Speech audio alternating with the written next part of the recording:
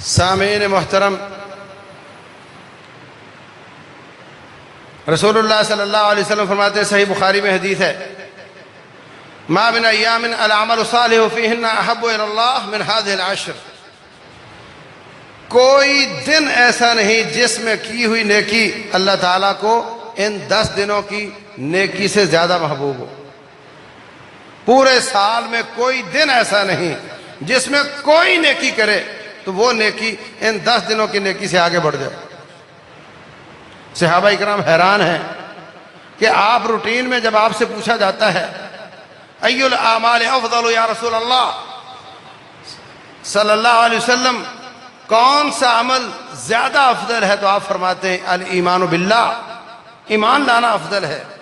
پھر پوچھا جاتا ہے، فرمایا الجہاد فی سبیل اللہ، تو جب یہ افضل ترین اعمال میں سے ایک ہے اور آج آپ یہ فرما رہے ہیں کہ سارے سال میں کوئی نیکی کر لو ان 10 دنوں کی نیکی سے آگے نہیں بڑھ سکتی۔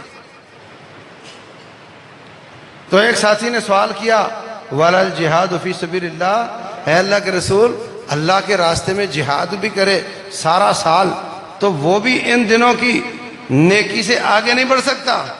فرمایا وَلَا الْجِهَادُ فِي سَبِيلِ اللَّهِ، سارے سال میں کیا ہوا جہاد بھی ان دنوں کی نیکی سے آگے نہیں بڑھ سکتا۔ ہاں، ایک شخص جو اپنی جان ہتھیلی پر رکھ کر جائے، اپنا مال اپنے مال کے ساتھ اپنی تیاری کرے، جان بھی لے لے مال بھی لے لے، اللہ کے راستے میں چلا جائے اور پھر شہید ہو جائے، کام آ جائے، نہ اس کا مال واپس آئے نہ اس کی جان واپس آئے، فرمایا اس کی قربانی ان دنوں کے کسی نیکی سے آگے بڑھ سکتی ہے، لیکن اگر کوئی جہاد پر جائے، مار کے لڑے اور واپس آ جائے، اس کی نیکی ان 10 دنوں کی نیکی سے آگے نہیں بڑھ سکتی۔ جب یہ اتنے عظیم دن ہیں تو پھر عام دنوں کی تمام نیکیاں ان دنوں کی کسی عام نیکی سے آگے نہیں بڑھ سکتی، تو اگر ان دنوں میں جہاد فی سبیل اللہ والی نیکی کر لی جائے تو اس کا کون مقابلہ کرے گا؟ اس لیے ان دنوں کوشش کرو، اپنے زیورات سے اپنے مال سے مجاہد تیار کرنے کی کوشش کرو، ان دنوں میں خیر خواہی کرنے کی کوشش کرو، اپنے محلے کے لوگوں سے بھی ہر قسم کی نیکی، یہ آپ کا مرکز بن رہا ہے،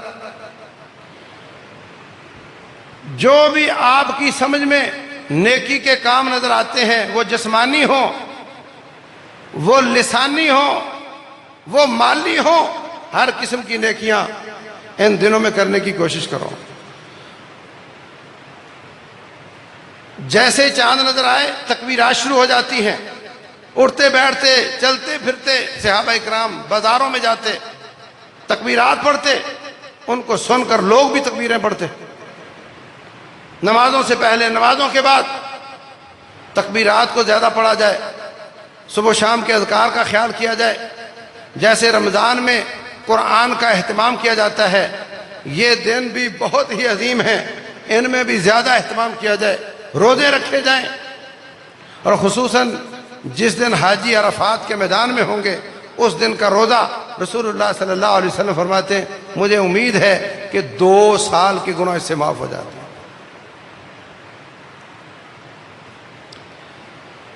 2 سال کے گناہ معاف ہو جاتے ہیں، تو پچھلے سال بھی ہم نے رکھا تھا تو ہم نے تو گناہ ہے ہی نہیں ہمارے، ہاں پچھلے سال بھی رکھا تھا نا تو 2 سال کے معاف ہو گئے تھے، ایک پچھلا ایک اگلا سال، تو اس سال کیوں رکھیں؟ یہ تو پہلے ہی معاف ہو چکا ہے۔ یاد رکھو، کبھی آپ نے سنا ہے فلاں شخص کو 5 دفعہ پھانسی، سنا ہے کبھی؟ فلاں شخص قاتل تھا، اس کو 5 دفعہ پھانسی کی سزا۔ 5 دفعہ کا کیا مطلب؟ جب ایک بار اس کی روح نکل گئی تو پھر کیا بار بار اس کو کاٹو گے؟ نہیں، اگر صدر معاف کر دے تو 1 معاف ہو جائے گی، وزیر اعظم معاف کرے تو 1 معاف ہو جائے گی، اس کے وارث معاف کریں گے تو 1 معاف ہوگی، 5 ہیں وہ کبھی بھی بچ نہیں سکے گا۔ اس نے ایسا جرم کیا ہے، جج ناراض ہے، اس نے خوف و ہراس پھیلایا ہے، اس لیے 5 دفعہ پھانسی۔ تو ایسے ہی بھائیوں معافیاں بھی کئی دفعہ ہونی چاہیے۔ جو سبحان اللہ العظیم و بحمدہ پڑھتا ہے 100 دفعہ، اس کے سارے گناہ معاف ہو جاتے ہیں۔ جو رمضان کے روزے ٹھیک طریقے سے رکھتا ہے، سارے گناہ معاف ہو جاتے ہیں۔ جو رات کا قیام ٹھیک طریقے سے کرتا ہے، سارے گناہ معاف ہو جاتے ہیں۔ جو حج سے واپس آتا ہے ٹھیک طریقے سے، اللہ اس کو ایسے کر دیتا ہے جیسے پیدا ہوا، سارے گناہ معاف ہو جاتے ہیں۔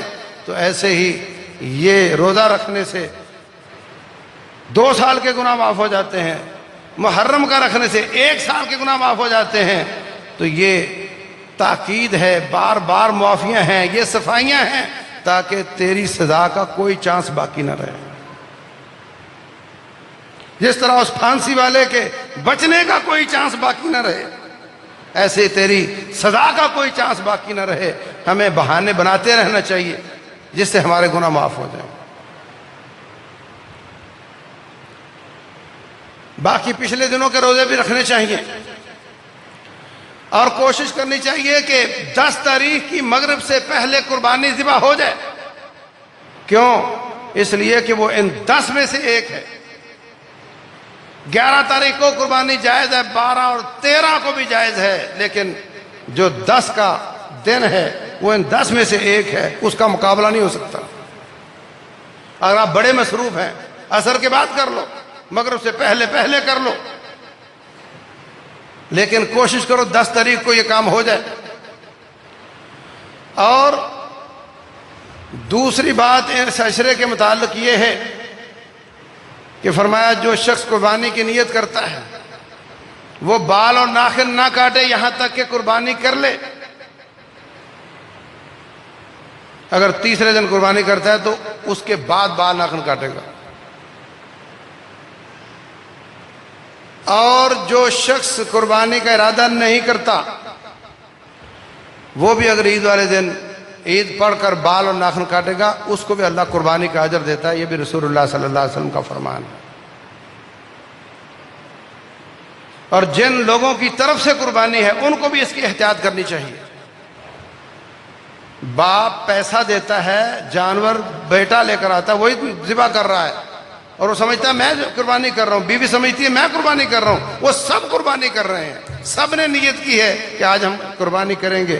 تو جو اس میں شامل ہیں ان سب کو احتیاط کرنی چاہیے۔ البتہ معصوم بچے نابالغ، ان پر کوئی چیز لازم نہیں ہوتی، ان پر کوئی پابندی نہیں ہوتی۔ تو ہمیں ان دنوں میں کثرت کے ساتھ استغفار، اذکار، قرآن کی تلاوت، روزے، قربانی، اور ان دنوں میں ہر قسم کی نیکی اور جہاد کی تیاری کروانے کی پوری کوشش کرنی چاہیے۔ اللہ تبارک و تعالی ہمیں ان دنوں سے ویسے ہی فائدہ اٹھانے کی توفیق دے جیسے ہم رمضان کے آخری عشرے سے فائدہ اٹھاتے ہیں، اسی طرح کا اہتمام کرنے کی توفیق دے جیسے ہم اس کا اہتمام کرتے ہیں۔ اللہ تعالی ہر نیکی کی توفیق دے، برائی سے بچنے کی توفیق دے۔ وما علینا الا